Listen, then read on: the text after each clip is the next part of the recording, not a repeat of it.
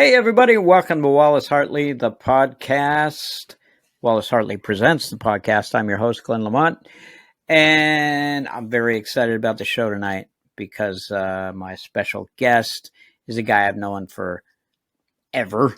And first, I want to just spend a minute to talk about our topic tonight, cancel culture, freedom of speech, and hypersensitivity. So these are all things that we deal with on a daily basis in the age of the internet and social media. If something is offensive to another group, for whatever the reason, it gets called out. And if there is enough of an appetite for it, that person, be they a celebrity, influencer, or a stand-up comic, gets canceled.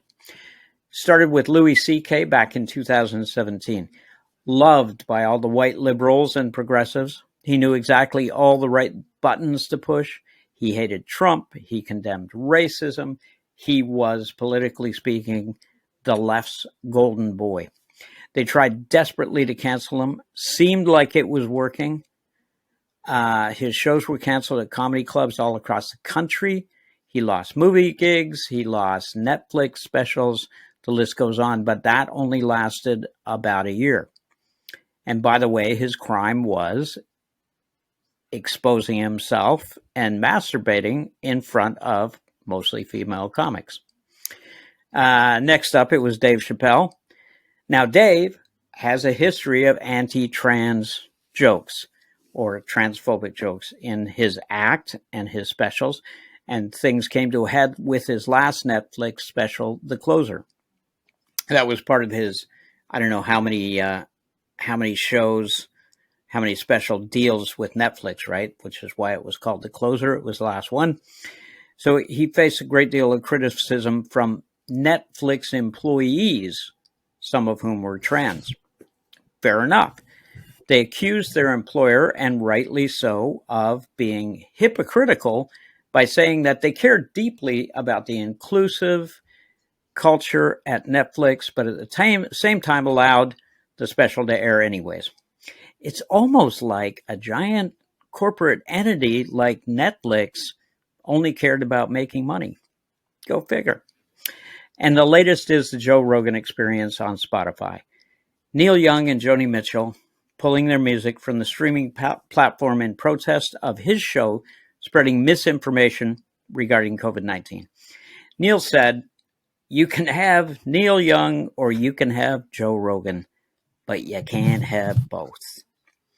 Giant soul-stealing, money-grubbing corporation who couldn't give a shit about any of the artists on their platform, and Canadian rock legend, political activist, 70s icon, and one of the most prolific songwriters of the 20th century. Guess who lost that argument? Why? Because they paid Rogan $100 million to come over to Spotify, and there's no way in the world that he's going anywhere until he's paid them back and then some. I need to make one thing clear here. When we're talking about all this stuff, I would never condone any form of hate speech, racist propaganda, or any of the other inbred hillbilly conspiracy theories floating around out there. There's just no place for it. However, I will defend anybody else's right to be wrong, because once we start canceling folks, well, it's a slippery slope and would not take long at all before freedom of speech was gone. And besides, as long as Fox News continues to be allowed to spout their propaganda, no one can say shit. And my guest today is one of the funniest guys I know. We've known each other for nearly 40 years now. He is, like myself, a Punchlines comedy alumni, a true club road comic, if ever there was one. Currently retired, semi-retired in Victoria, BC, that's where everybody goes to retire, right? Victoria. Please welcome to the program, former stand-up comic, ace photographer, and amateur coroner, Mr. David Bruce. How the hell are you? What's that, honey? I don't know. I got to do this stupid podcast with Glen. I don't know how long it's going to take. I just got to figure out how to turn the mic on, and I'll be right with you. Yeah, we're live. Hi, Glenn. How are you? I'm sorry, I didn't realize we were live. Yes. Boy, it's great to have you on the program. It's great to see you. What lovely things you said. Some of them are even mildly accurate. I don't think we ever really retired. I don't know. I do know your show offends me, and I'll have to cancel it. Just good. So you know. Mm-hmm. Although I've never seen it because the best way to I know not deal with something that you want canceled is just to know nothing about it. It just makes it so much easier to cancel. I know because right? when I saw you, not last year but the year before, when I was over on the island, and you were like, "Oh, so what else are you doing?" I said, "Well, I got a podcast." Yeah, I don't listen to podcasts. Just I didn't say it like that. Just shut it down. Yeah, I know. I don't care. That. I might not have said it like that, though.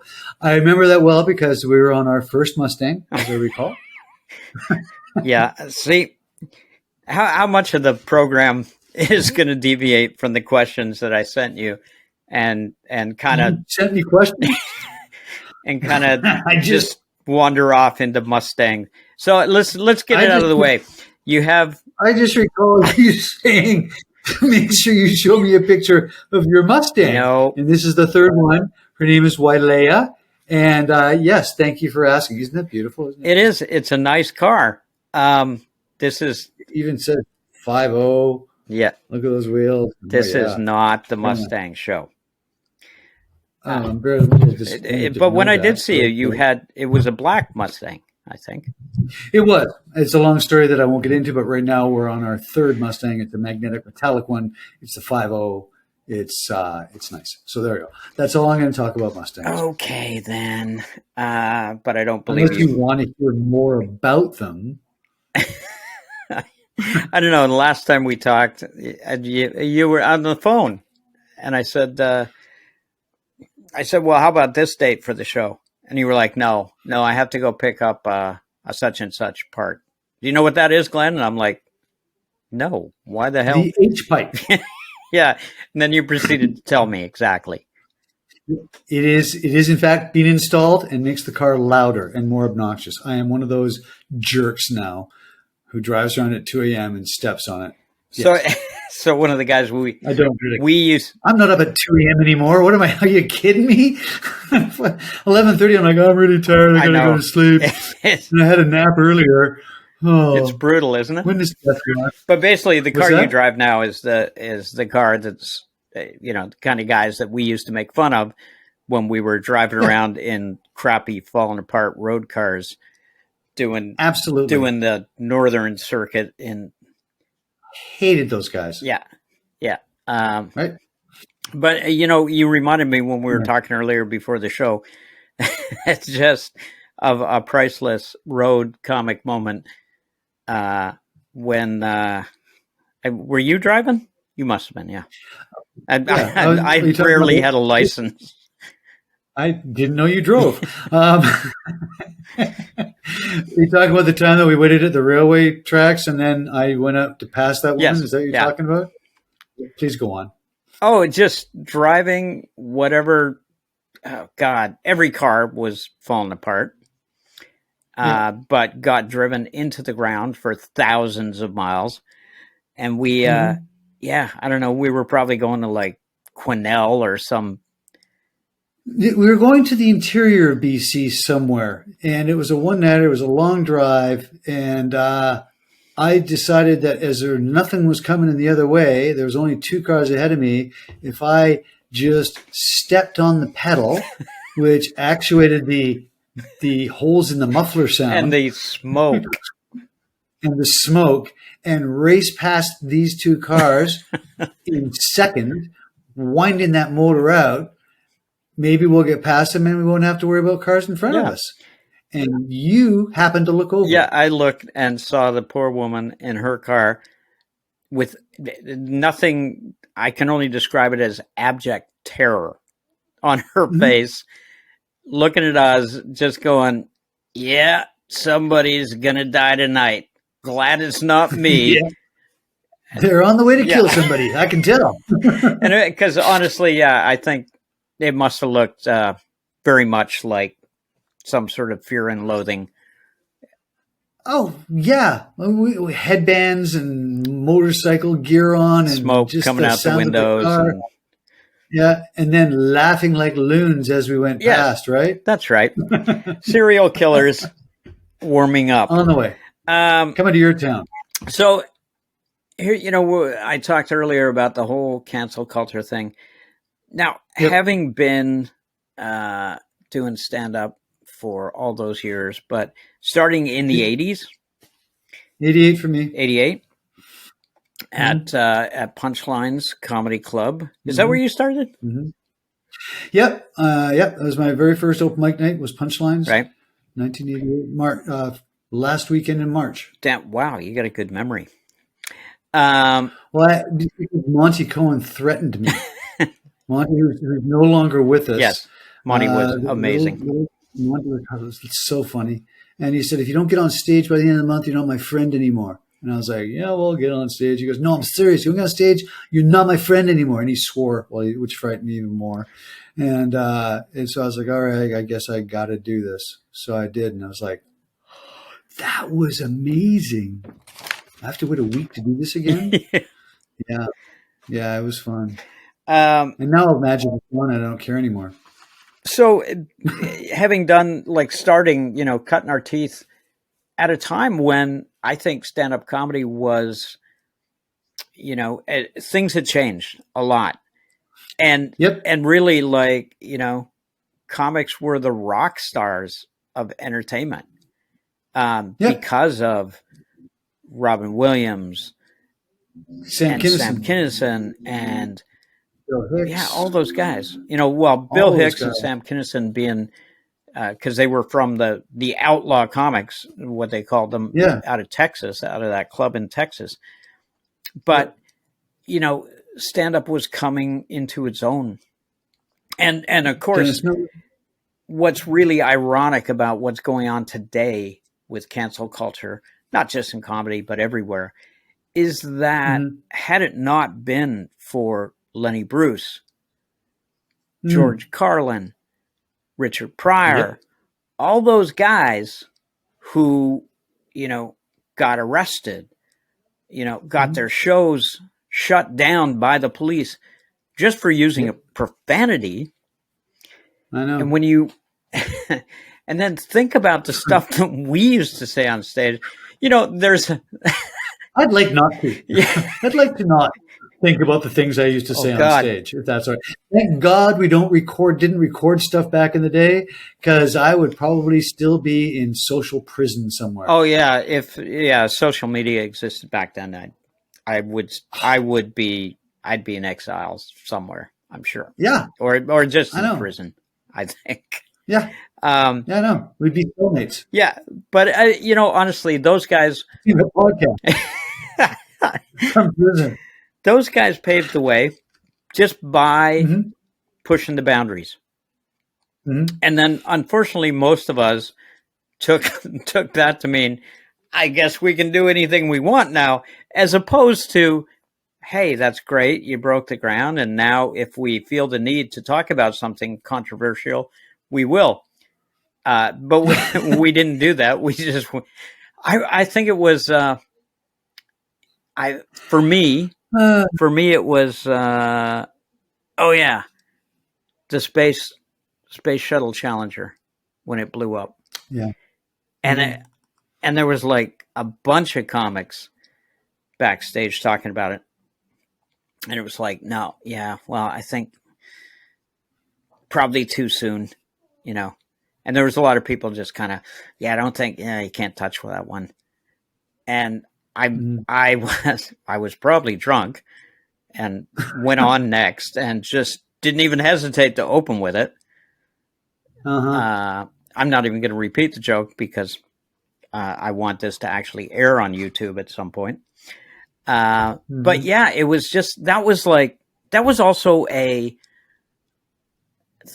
a competition with us.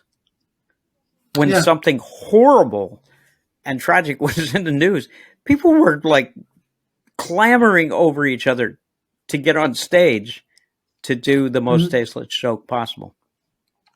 I still do that with people I know, but be honest, you do that at 7-Eleven now. Pretty much. I will just grab strangers and tell them a bad joke about something that's horrible for the reaction. Well, yeah. I can't help it. It's in our blood. I know it is. So, yeah, I mean, having come from that culture that we, cut our teeth on, do you think that we are now looking around at everything that's happening? Are we in danger of being censored every time we offend someone? Well, not us, because our comedy careers died and are no longer exist. But the younger folks, who I don't really care about because they're younger, they could be in trouble. Sure. Yeah. I guess, if I cared. But I don't, because I hate them. So, they're little funny jokes. Oh, yeah. Don't sugarcoat it.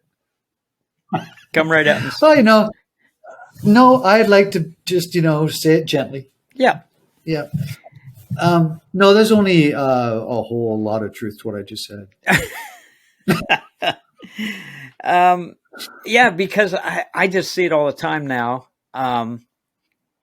And clearly, if it's hate speech, if it's racist, if there's nothing to it other than I hate you and I want to tell the world why, that's one thing. But when it comes to, because my fear basically is that, as soon as you shut this person down, then it kind of opens the gates to shut anybody down that anybody in a position of power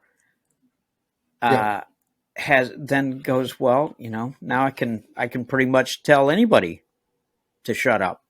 Yeah, absolutely.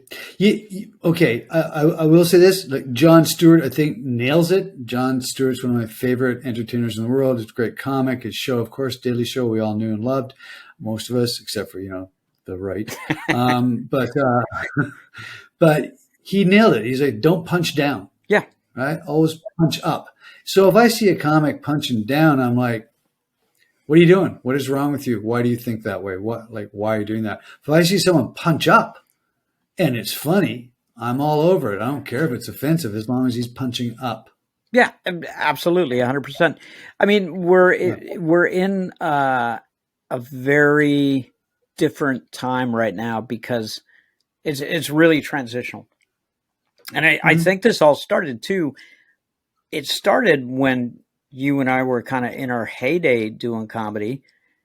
So shows like, well, first of all, if you grew up, my parents' generation, there was just no such thing as sensitivity or understanding or, any of that. It was just like hardcore.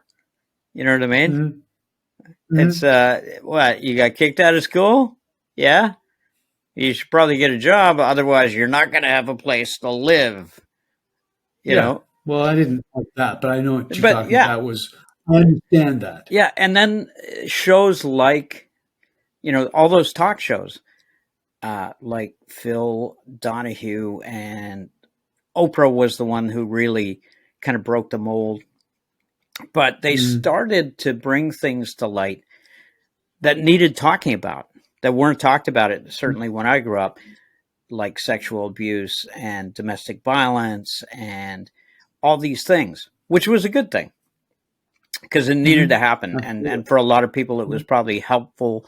It led them, to therapy and counseling, and it was a good thing. However, the pendulum really swung because once those floodgates were opened, then it just seemed like it really went in one direction only. And it's going to take some time. And you can see it now because the backlash from all those, alt-right organizations and individuals and people like Alex Jones and all those guys, right? That's all backlash from that kind of stuff because they feel so threatened by it. But eventually that pendulum has to, there's got to be some balance at some point. There'll never be balance. It's what a pendulum does. It just does this here we are, all the time. That's what a pendulum, hang on just a sec. Right? Yeah, okay, I get it. Oh, no. Thank you. That's what a pendulum does. Back and oh, great. You just went away. Camera's disabled due to the slow internet connection. Video is still being recorded. So now it's just me. No, I can see you. Yeah, but I can't see you. What? I can't see you. Really? Oh, well, that's okay. I wouldn't worry about it. It'll keep recording. In the end product, you'll still see it. You know what this is? You're being canceled. In order for me to be canceled, I actually have to have some followers and listeners. So I'm not too worried about that. Okay. And I remember a couple of years ago, too, when we got together, you were telling me about somebody had called you up. This was in the middle of COVID to talk about doing a show with like plexiglass and all that stuff. So that is one of the things that came out. Like, I mean, basically it crushed the industry in the clubs. Mm-hmm. There we are. And by the way, it's just much easier to talk to you instead of a blank screen. By the way, according to nurses I've spoken to, those plexiglass things that keep everything all nice and tight and in together, that's how you catch COVID, right? You want airflow in open areas, right, to take all those germs away. So every restaurant that had plexiglass for 4 people, well, if one person's got COVID, the next 3 have it now because they're all sitting in the space where it all just got trapped. So that was a bad idea. Pretty much. And Zoom comedy. Come on. Well, and then there was, I think there was a lot of comics I knew who then started doing like live shows from their living room. Yeah, I know people that still do that. And more power to them. I mean, sure, I make obscene phone calls. Who doesn't, right? But, well, yeah. It's the same thing. So I understand in the spirit I get that, I guess. And I'm just on the phone. They're actually, video going. But and actually doing comedy. Look into that. As opposed to harassing people in their homes. If you know what, if comics can do that, more power to you. I understand creative flow, this and that, working, right, getting more paid to do it. Awesome. I can't do it. I can't. I need a room packed to the gunnels with people laughing and spraying germs on each other before I'm really happy. Well, pretty much. And I mean, again, going back to social media, for a lot of comics, and this is so weird to me too, because the amount of comics that actually got their start on platforms like YouTube or TikTok or whatever, right? Never been in a club, just made some funny videos and got picked up, right? More power to them, Remember in our days, I can't believe I just said that. Back in the day when everything was black and white and sepia tone. And everybody was driving Mustangs. I never said that. I would have. Trying to get a show videotaped. Oh, I know. What a hassle. You had to find someone with a camera who knew what kind of tape to use, who could transfer it, and you're like, that'll be $300. Back then was like, 3 shows worth of work just to get a crappy 20-minute, or if you're lucky, 10-minute tape that you could send to someone who was never going to watch it. Right? Now you just pull out your phone and there you go. That's a good set. I'll put that on YouTube. Yeah. We didn't have that. No, I know. It's amazing. It's good for them. But at the same time, I don't think you can ever, discount the experience that comes with, the club circuit. Oh, it's a different thing. Yeah. It's because, and look at the amount of like famous guys who still just like, man, I can't wait to get back to the clubs. You know what I mean? Guys like who are still basically that's how they earn most of their living is, guys like Seinfeld still working the clubs. I mean, his show, Comedians in Cars Having Coffee, great show. Great show. But again, that's just kind of a side thing for him. His main thing is, working the clubs. So many like big names who started in clubs always end up going back to them. And you know what? Yeah, honestly, if COVID disappeared tomorrow and the clubs opened, I would find myself back down looking for stage time. It's just in the blood, and at the end of the month, I'm 63, and Steve Martin said it. It's a young man's game. And yeah, he's right to a certain extent, but there's a lot of older guys our age that are still doing it, and just, if not funny now, funnier than they were 10 years ago. I can sit here and list a bunch of people I know that we came up with that are still doing it, that are still riotously funny, and they got riotously funny by constantly doing stage time, not doing shows, not doing, obscene phone calls like I do. It's an art. So, yeah. I have no idea where I was going with that. I just wanted to say something. But I mean, it's one of the things again that I worry about, with basically cancel culture and how that is going to affect things moving forward, for comics. Maybe not so much in clubs at live shows, because I think that's a different kind of crowd that goes out to see a live comedy show. And I mean, you remember yourself, God, it was just astounding whenever we would get a Karen who would actually voice out loud her disdain for what we had just said or how we were behaving. Both barrels. I know. Not even any hesitation. No, gleefully. Right? All right on. I just think I'll just ruin her life for her now. You're welcome. Yeah. Honey. Yeah, no, and it's if they leave in tears, oh my God. I remember Carrie Talmadge catching a kid. He was, rest in peace, Carrie, but some kid in Quesnel, he said something, and Carrie went to town on the guy, and the guy went to the bathroom and came back, and I still hear Carrie going, "Have you been crying?" And this poor kid was just like never went out ever again. No, probably not. I really thought that was hilarious. I know. As you can see, one example. And luckily, many years later, I take things much more serious than I did back then. Oh yeah, me too. Yeah. I'm all about the empathy. I meant to mention this too. We were talking about this earlier, but it is so difficult to have a normal job when, you were a comic for like 35 years and then go to work with, I don't know, so-called normal people who just don't understand. And I mean, for me, it's often quite enjoyable. Horrifying everyone I work with. Okay. Can I tell you a story? Yeah.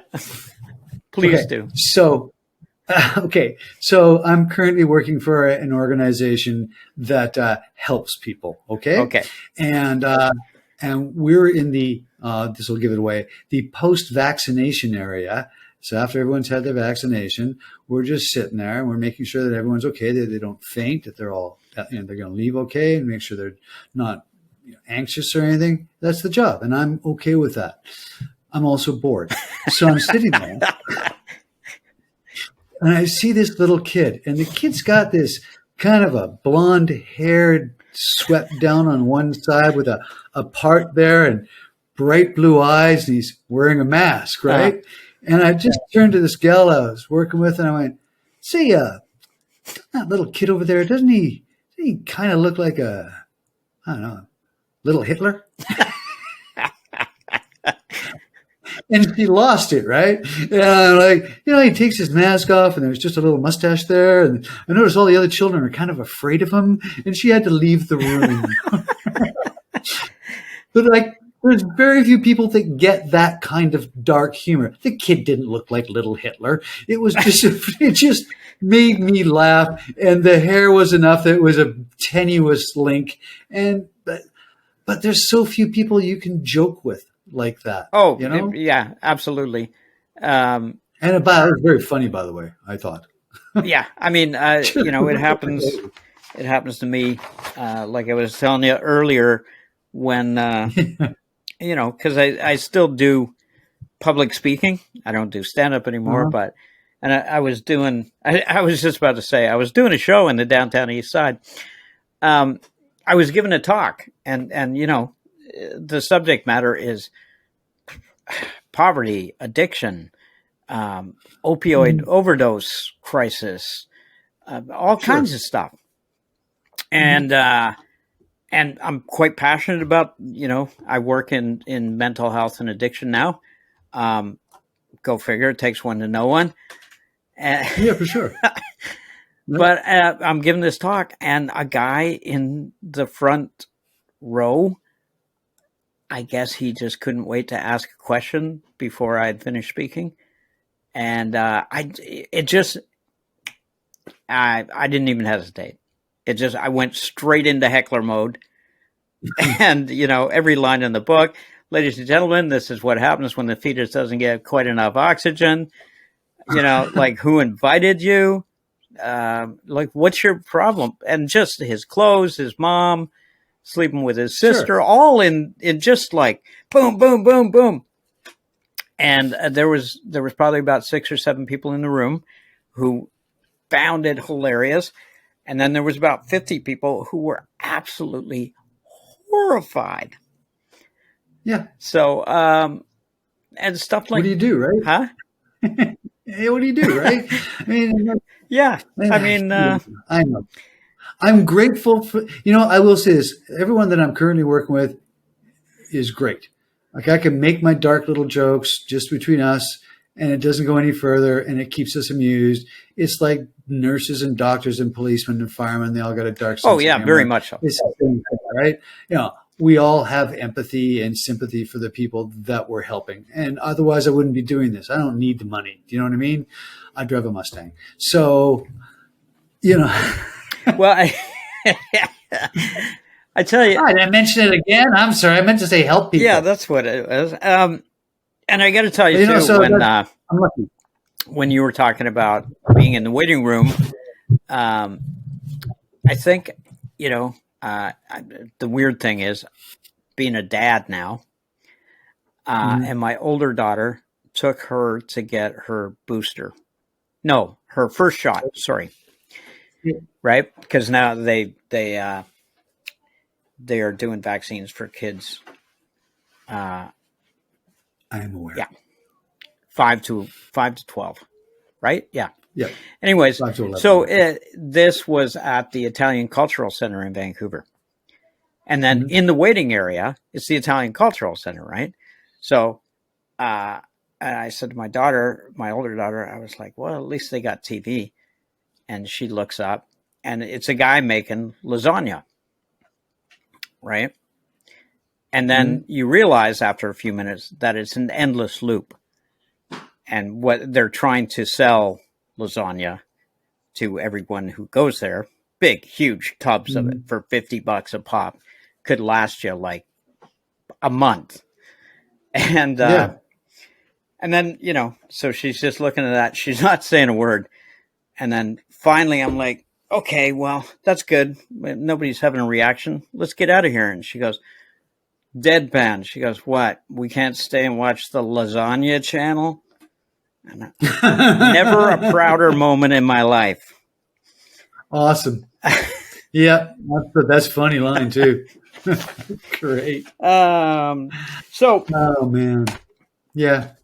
now, the big thing that's I just ran into it today coming back from work was the big freedom convoy.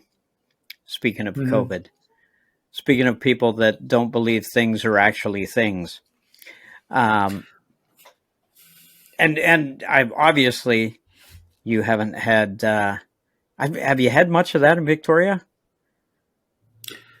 The I anti-vaxxers, drove the past a bunch of, anti-maskers. yeah, a little bit. I did drive past their little freedom convoy or Yeah, whatever what were you ridiculous driving? name they have for it, the Mustang. And thanks for asking. And it's a 2020 magnetic metallic Mustang. So I was driving past in that with the H pipe on, I might add. So it's a nice rumble, right? Of course. And I'm going past all these trucks and they're all honking. And I was like, do you really need to honk? Do you not think that your presence is enough? Like, we'll notice all the flags and the signs you have espousing your political beliefs in as simple as possible, a fashion as possible on your trucks. Do you really think we'll miss all that? Do you really need to honk and annoy me? Well, let's face it, they're not the brightest collection of people. They are they're a little bit scared. They This, are, and you know what yeah, else? They don't have any money coming to them anymore. I noticed. no, Did you see that? because none of them will get vaccinated. Well, no, but the whole Oh, the GoFundMe thing GoFundMe, has been, yeah, thank God. Well, yeah, most of that money was yeah. coming from the states. And now there's Republicans who are going to be looking into why it was canceled. Republicans looking into it? Don't you have enough going on in your crapshoot of a country?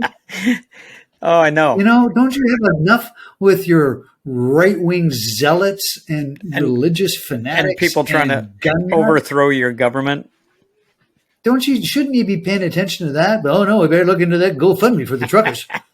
I think that's what their plan was in Ottawa, was a repeat of the insurrection on January 6th in Washington, D.C. But it's Yeah. Canada, so And no one was home. no one was home, and a lot of people got there, and then they just started drinking. Yeah. Before you knew it, Because it's legal here. kind of forgot what they were there for. But, honk that horn again. and then just, Maybe someone will answer the door. started throwing empty beer cans at people walking past Yeah. and laughing. Although I will say that parking on the unknown soldier's grave area or whatever it was, or the memorial area, that was a little out of order.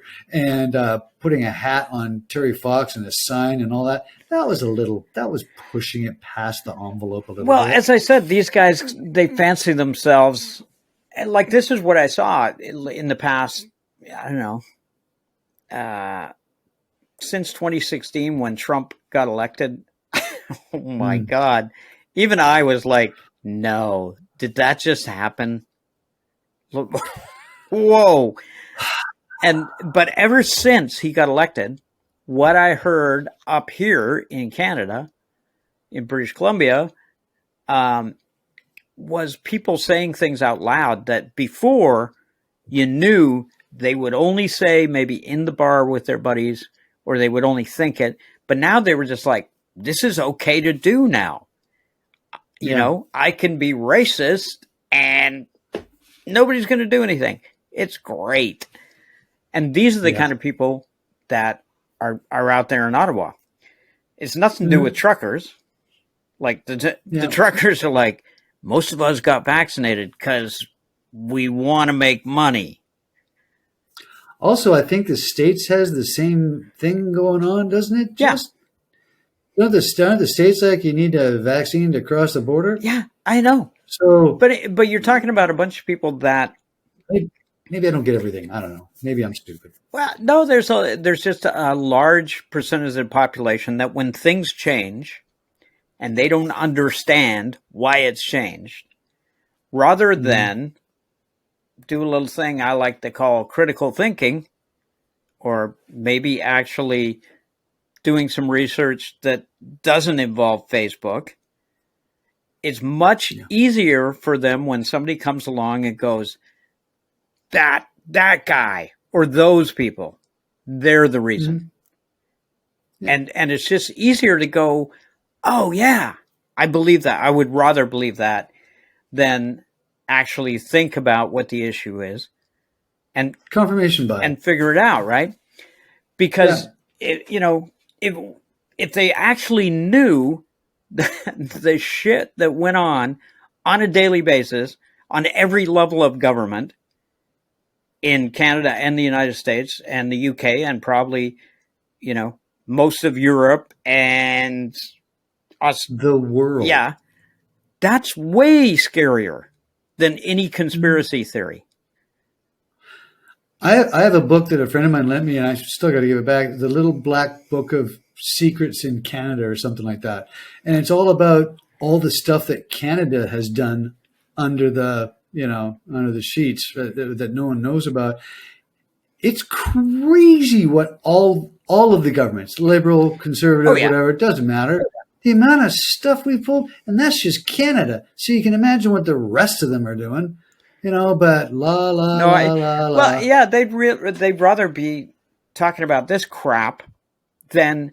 Yeah. So, like, one of the first things that struck me with the thing going on in Ottawa was that the city police were like, "Yeah, we're not going to do anything about it because we don't want to incite violence."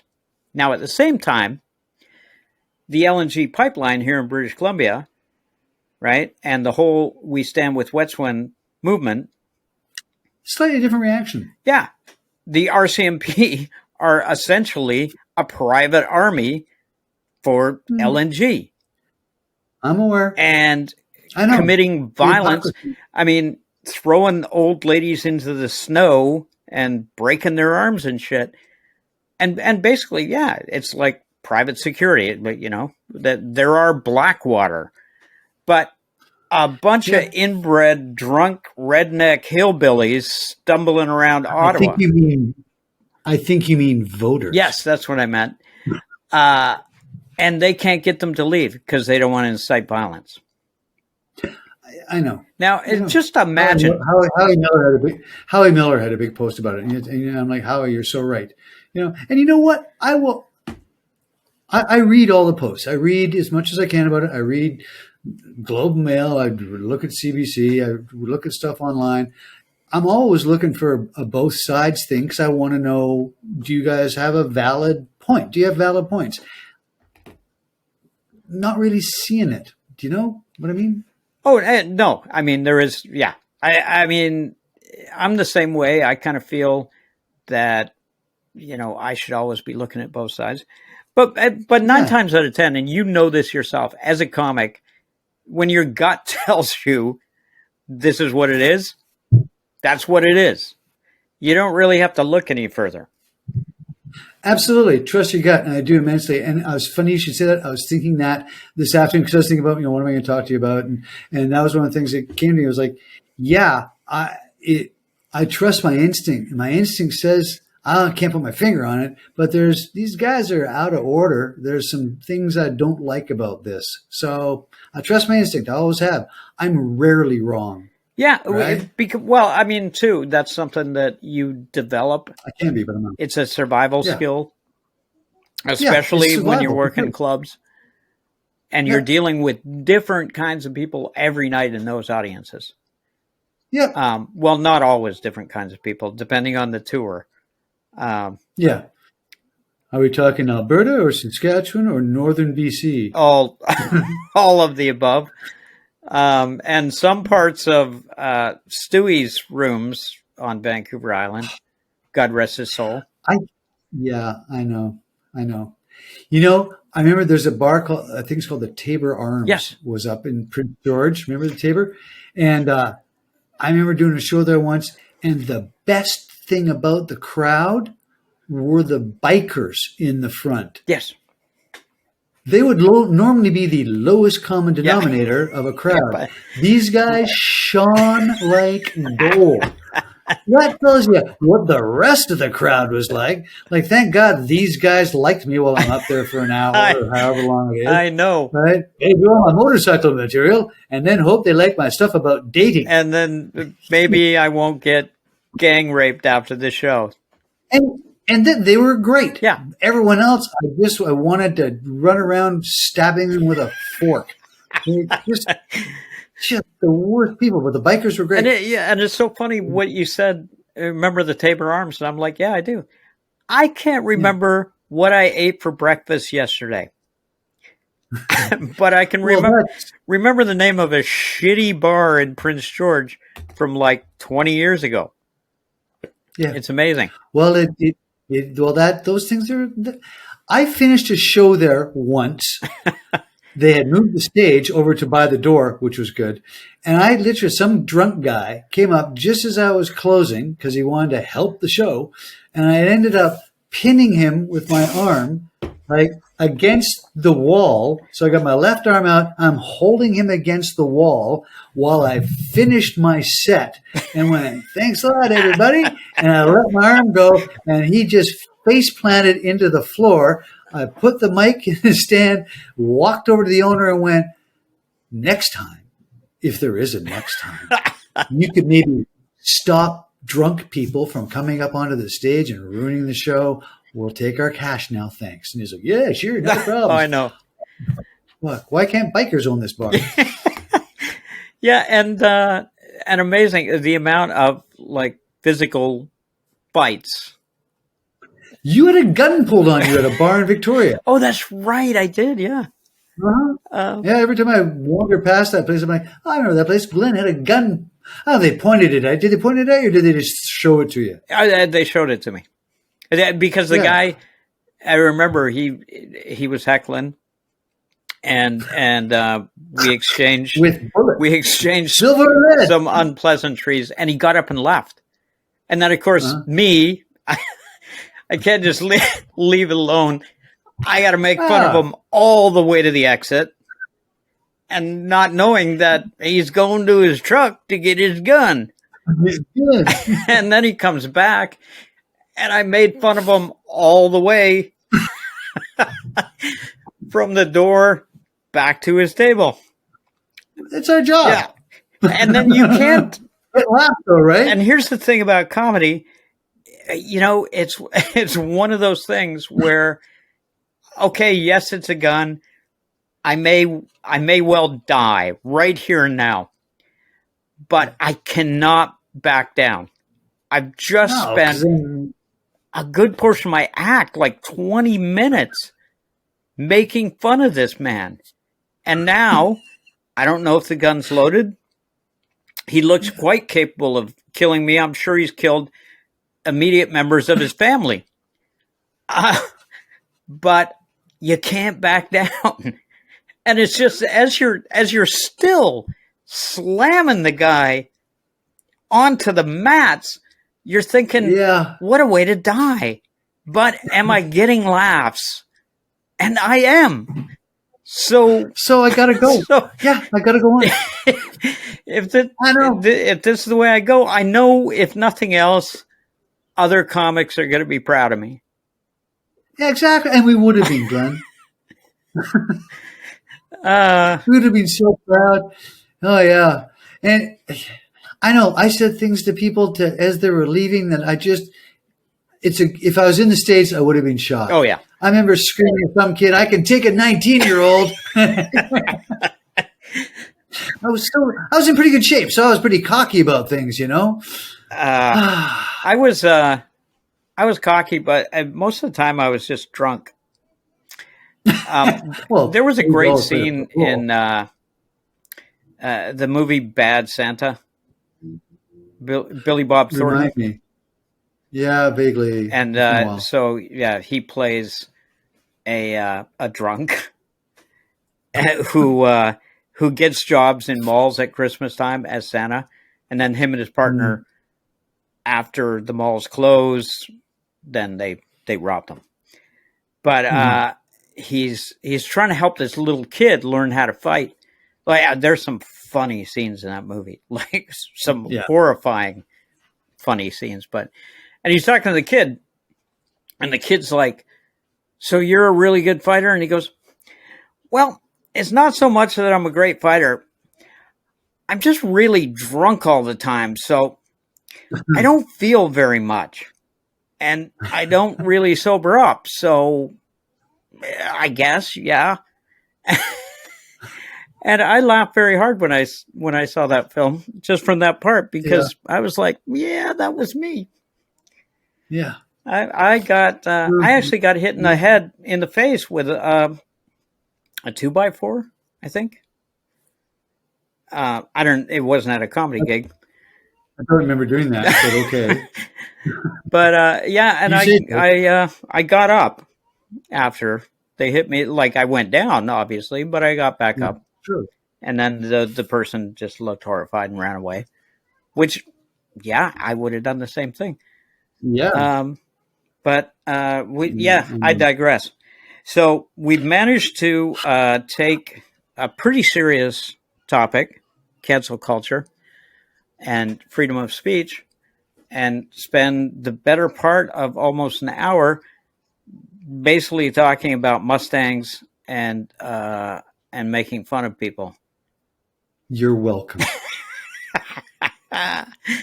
And well, that's what I was going to say next. I can't thank you enough for coming on the program.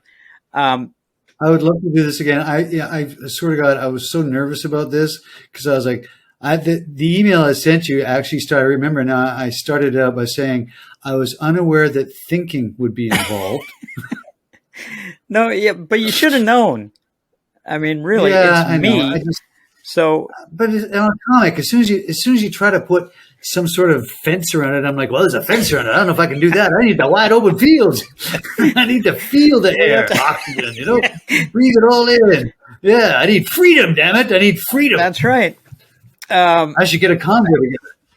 But and you know what I'd love to do? I'd love to do a show with yourself and some other people that we used to know. Oh no, just me. Just you? Yeah, of course. It'd be a blast. I'd love to do that. Let's do it. That would be great. Because comics can be so respectful when each other's talking. Yeah, I'm sure it wouldn't become a giant shout fest. That's a really good idea. Or maybe not. I don't know. It would be great. Let's do it. I'd love to. Yeah, it's certainly worth a shot. So, listen. I'd like to thank 3 people that would eventually watch this. Well, listen, I'll have you know that last time I checked, my YouTube channel had 21 subscribers. I had no idea. I feel that. So just, I think you should think twice about who you're making fun of. I will now. Anyways, okay. I can't thank you enough for joining us today on Wallace Hartley Presents the Podcast. I want to thank all of you for joining us. I hope it was as much fun for you as it was for us. Or maybe like you tuned out after about 10 minutes going, "Oh my God, these two? Really? Yeah, I don't have time for this." But if you do have time, or if you did have time, please do not forget to give us a thumbs up, subscribe to the channel, and you can catch the podcast on Podbean, on Google Play.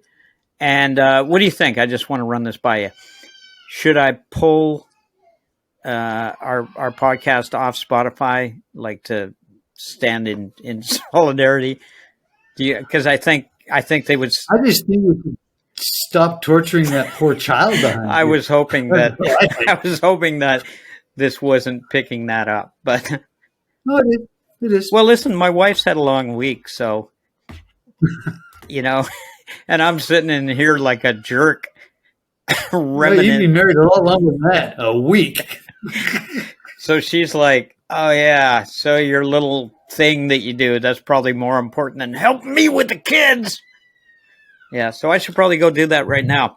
Thanks everybody for stopping by, and Dave, we'll see you again real soon. Yeah. Absolutely. Thanks, Glenn, so much for this. It was a lot of fun. It's good to see you again, man. Okay. You too. All right. How do I leave the studio? Well, I just just like that.